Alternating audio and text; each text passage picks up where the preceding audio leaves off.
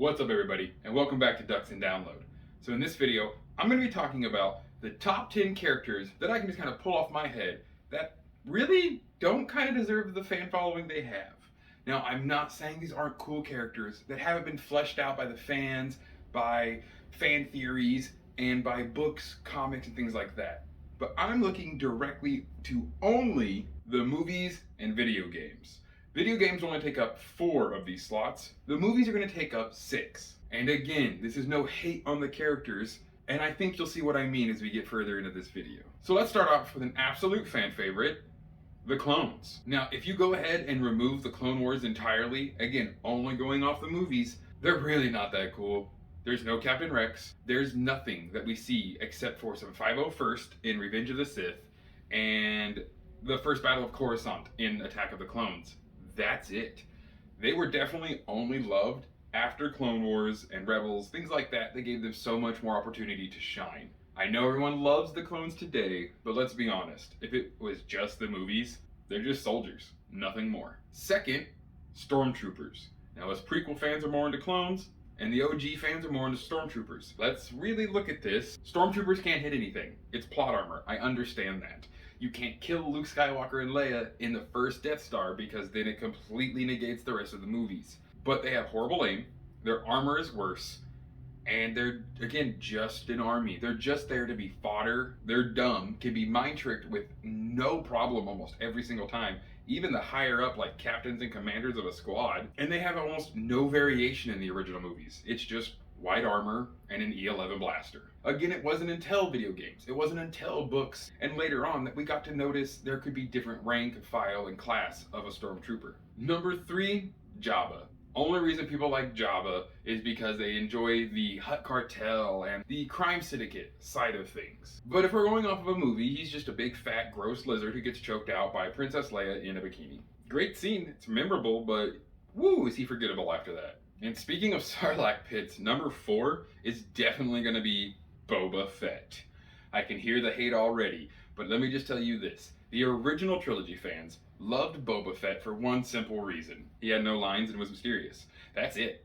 That's the only reason he became so popular. The droid special, which he was first announced and really shown in, is not how Boba acts for the rest of his entirety. And I really hope they never make that mythosaur the canon mythosaur. Ugh. Just like a magical Leopleurodon, Charlie. Boba Fett is awesome now after the Book of Boba Fett, the games, the books, the comics. They have fleshed him out into this ruthless, absolute mercenary legend. But in the movies, he only gets Han Solo because Vader's there. And then in Return of the Jedi, he gets hit in his backpack with a vibro axe, or maybe just a halberd style axe. I don't even know if it's vibro technology. And it somehow causes his jetpack to malfunction. He shoots off, slams into the barge, and falls into the Sarlacc pit. We know he has grappling hooks. We know he has blasters, flamethrowers, all kinds of things to his arsenal, and used 0 of them.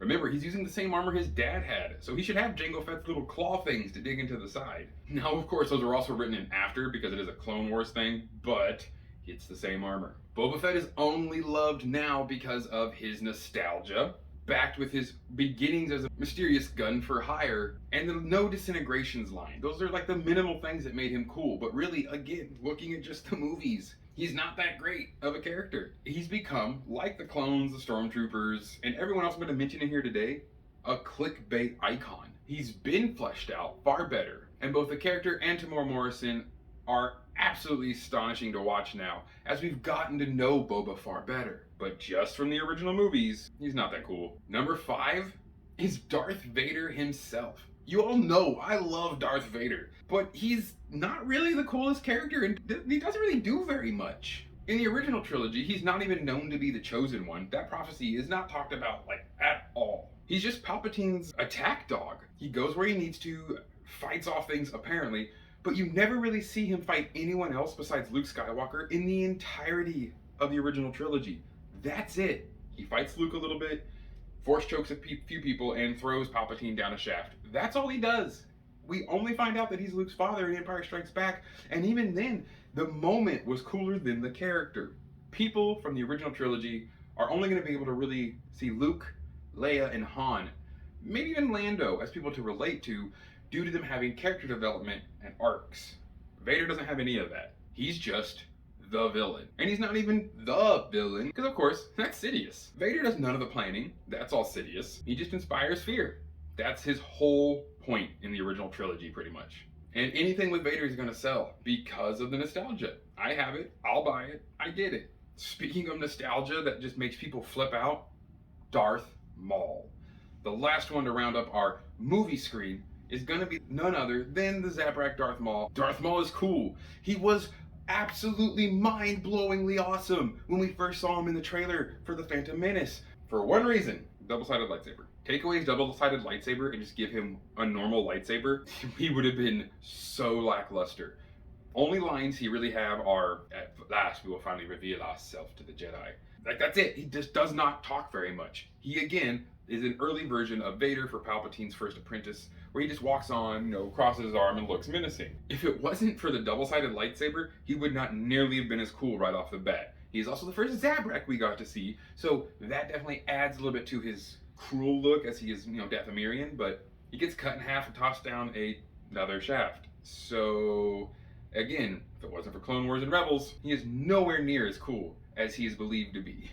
But the comics, the video games, and all of those TV shows have done a brilliant job of making Darth Maul absolutely undeniably one of the coolest Sith in current era Star Wars. But again, clickbait.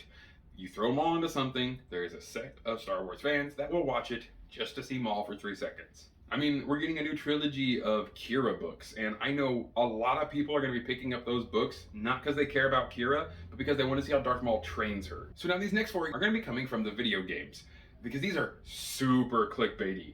A few are niche, but a few are so well known that they're used as a gatekeeping device. In this one, starting off the video games list, and in the number 7 slot, we're going to be going with Kyle Katarn. Now, for those of us that have played the Jedi Outcast and Jedi Academy games, Kyle Katarn's absolutely phenomenal. Again, though, he's not. It's nostalgia.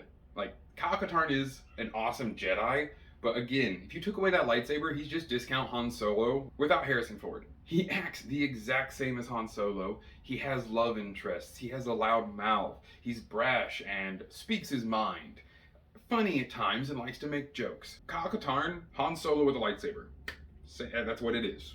A lot of us recently noticed that Andor was actually using the blaster that Kyle Katarn sports around in some of his earlier games. And that was a huge Easter egg for us. But again, when you really get down to brass tacks, Kyle Katarn is not that great of a person. He's at least had more of a story arc, though, than so much of the movie characters that I had mentioned before. But that's, of course, because video games have to put a little bit more character design into it because you're staring at the guy for hours. At number 8 is one of my personal favorite badass dark side users, Darth Malgus. He's awesome to me and a few other freaks who love the Sith too much. But when you look at Malgus's character and put him next to Vader, he's literally just Old Republic Vader.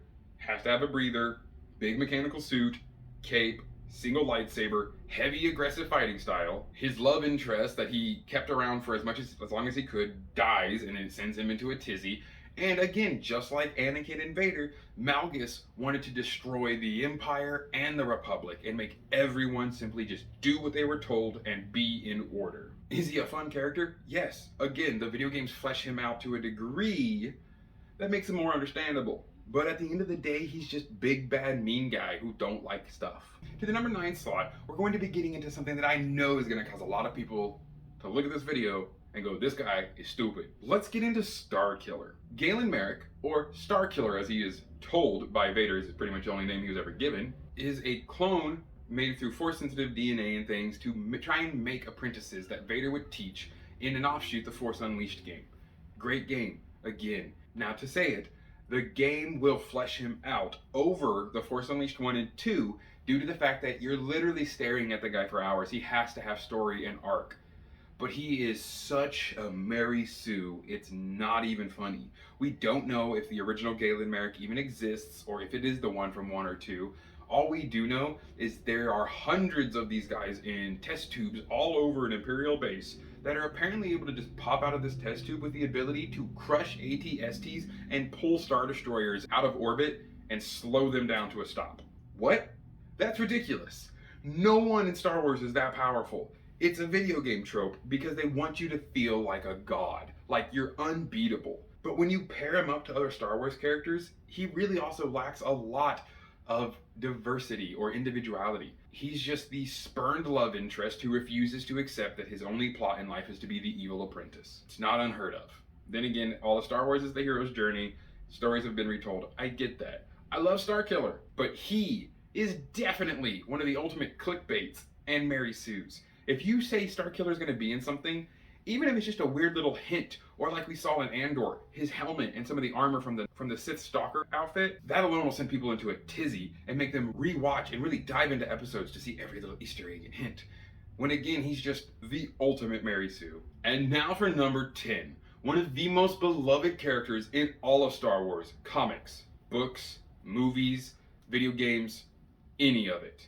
The most overrated and barely understood character in all of Star Wars, Revan, Darth, or on the light side. Guys, quit telling people if they don't know who Revan is, then they're not Star Wars fans. KOTOR came out like almost 20-ish plus years ago. Some people are able to drink and have never even heard of that game. Think of that. Revan is not the end-all be-all. He is not the gray Jedi of your dreams. Darth Revan isn't even a Darth. Revan went into wild space to find an evil that he felt after Malachor 5, even with his apprentice Alec. They get there, the Emperor completely dominates their mind, and he comes back as Darth Revan and Darth Malak, and he just dies there by Lord Scourge. We find that out in the SWTOR game. When Revan was on the dark side, it wasn't even him. It was the Emperor Vitiate, who was also Tenebrae, puppeting his mind and body and using it to his very whim, completely controlling Revan and turning him into a dark side user. The second Revan breaks free of that hold, that is when we get into KOTOR 1. Darth Revan isn't a character. You are literally watching Darth Vitiate marionette Jedi into being Darksiders. That means even in the game, when you go back as good side Revan and kill Darth Malak, he wasn't actually bad. He is trapped in his own brain, and Revan was so weak he couldn't even see that to free his old Padawan and bring him back to the light side. Now maybe Malak had actually already woken up and said, nah, I'll stick to the dark side. That'd be really cool. We don't get any of that. Revan is Luke and Anakin, far overpowered for the sake of telling the story and being the hero. I love Revan. I got both of his figures, light side and dark side. But that doesn't mean that Revan is the end-all be-all balance of the Force. Because honestly, they just don't need to touch Revan. No matter what they do with Revan, about 50% of the fandom will think it's wrong, so I don't want them to touch it. Even if they go to the Old Republic, don't touch Revan. Leave it alone. Let people just enjoy the video games and move on. But guys, there's a reason he's number 10. You all have blown so much smoke up Darth Revan's ass that I physically can't even breathe in the same room as the idea of the man. He almost took out the Republic. He had a Star Forge. Oh, he's the only Jedi to turn Sith and back into a Jedi. He didn't turn into a Sith. He was literally forced to be one. He saves the entire galaxy and goes back to defeat the Emperor after becoming good. Yeah, he tries, but it doesn't work out whatsoever. Instead, he just goes back to Sith Imperial space, which has been there the whole time over these last thousands or so years. Just goes back to try and defeat the Emperor again and do his thing, and what a surprise, literally gets ripped in half, good side and dark side. The Emperor is so much stronger than him, and he refuses to understand that. Revan is cool.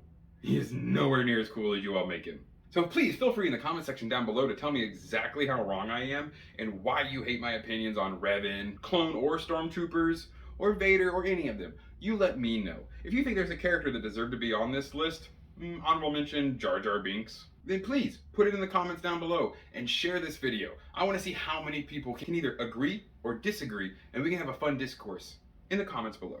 Remember, none of this is to say that these characters aren't awesome. I love every single character that I've mentioned in this video, but I can tell you this. When a fandom becomes fervorous, it turns almost into a cult. And that's when things get dangerous, and that's when people look at you like you're a bunch of crazies, staring at you, 40K. So let's just breathe. And remember that all of these characters can have faults and accomplishments, and that's what makes them the people we love, not the nostalgia. Nostalgia will always paint rose-colored glasses on every situation.